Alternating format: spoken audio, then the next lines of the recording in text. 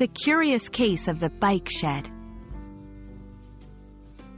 Hello, language enthusiasts. Today, we're diving into a rather interesting phrase, bike shed. You might be wondering, why would English learners need to know about a shed for bikes? Well, there's more to this phrase than meets the eye. Stick around to unravel its intriguing meaning and usage.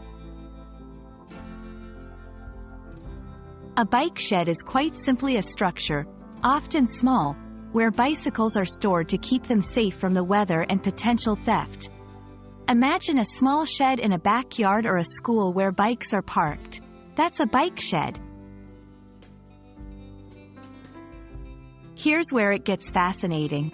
The term bike shed also has a metaphorical meaning in the context of discussions and decision-making, especially in corporate or organizational settings.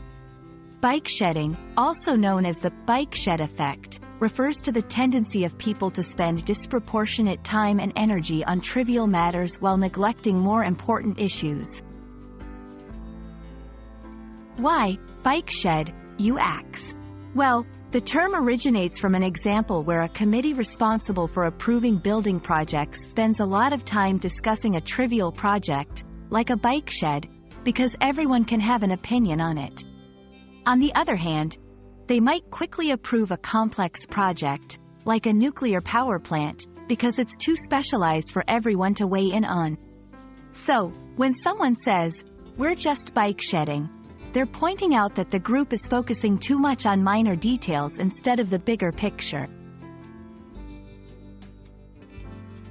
Now that you know what bike shedding means, let's see how you can use it in a sentence.